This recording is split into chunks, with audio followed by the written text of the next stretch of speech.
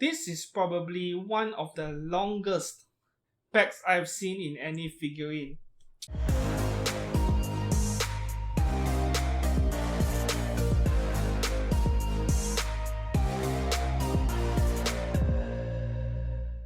Hello everyone and welcome to Exkurogani Blog and Photography. Today I will be having a short review of this press figure of Mash Kyrielight from 5th Grand Order. This one is made by Sega. So she has just been released last month, 26th February of 2021. And earlier back, about a month ago in January, Bandai also released their own version of Mash Kyrielight. But obviously this is my preferred choice just because she comes with a shield while the one made by Bandai doesn't. However, the Bandai version is a lot taller than this figure. She is between 1.7 or 1.6 scale, much taller, the Bandai one. So if you thought you could buy this Sega version and place her shield on the Bandai version, I'm afraid the size will be quite a mismatch. Her shield will look a bit undersized. So to bear in mind about that, the one made by Sega is closer to the standard 1/8 scale, neither too big nor too small. I think this is just the right size for a press figure. And regarding her box, as with most Sega press figure nowadays, her box is really compact, as you can see, very thin. Obviously, this figure is not going to fit inside, so yes, some assembly is required and the assembly instructions are printed right back on the box. So we shall put the box aside and go for the figure directly. Now with this figure of Mash Kyrielight, the nicest thing about it is that for the price of 20 to 30 US dollars, depending on the pricing in the region, she comes with a very nicely made shield. And that is basically the best part about this figure of Mash Kyrielight. There are not many price figures of her that comes with her shield with a complete set of armor. I've seen, I think, swimsuit version of her in the past by Banpresto, and there was only one press figure. The other one that comes with a shield, it is her Alternals version, and that one was fairly expensive while the quality is kind of average. Alta made a very nice scale figure of Mash Kyrielight only to chop off her shield, and I was pretty mad about that. In fact, so many people were unhappy about it that her value, her market value in China has depreciated a lot. You can get her for basically 110, 120 US dollars brand new in China. So it is very nice that Sega gave us a full shield for not a lot of money. That is the best part of this figure. And more good things about this figure is that I could not find any obvious paint flaws, right? Paint bleeding or paint splatter. I could not find anything, just that the overall paint job, the finish is pretty dull, everything is matte.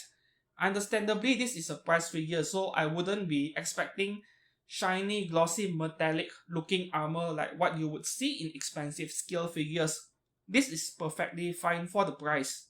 And then, on the sculpt of her face, it is also fairly accurate compared to what you see in anime, so based on this fact alone, this is a very good purchase. Should you be interested in this figure of Mash, the face is very nicely done.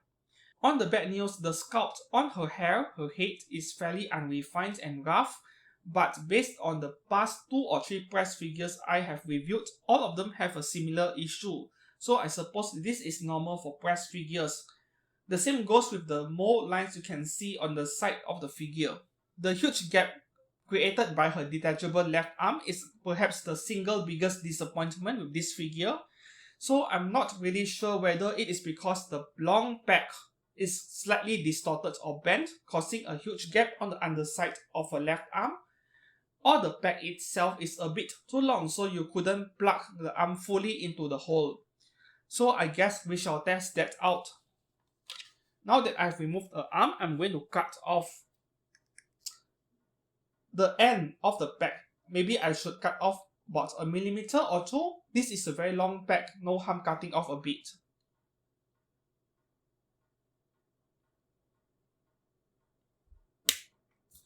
Alright, now that I have chopped off the back, let's put it back in and see if there is any improvements with her left arm.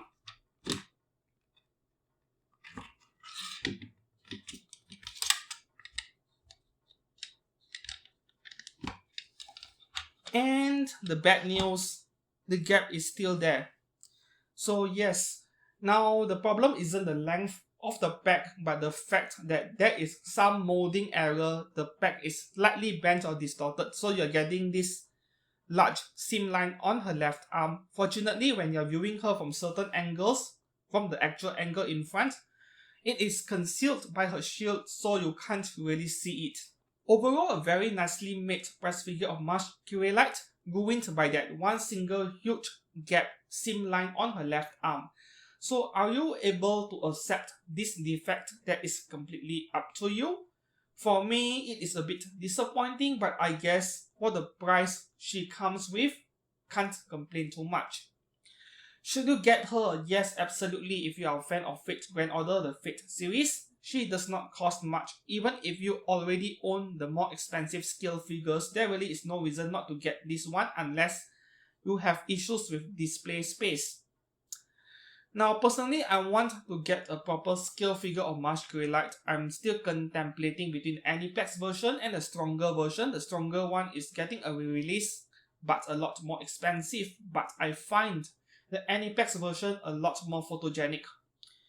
So with this price figure of Mash, I'm going to sell it into my friend anyway, so I won't be keeping her for long. I'm anticipating the actual scale figure, the more expensive ones, because I love my figures detailed, and I'm building a portfolio of photographs on Fate series characters, so I would like something nicer if possible, especially for the female characters. So yes, I guess this is all about the review of this price figure of Mash Kyrielight. Thank you very much for watching. I shall see you guys again very soon. Goodbye.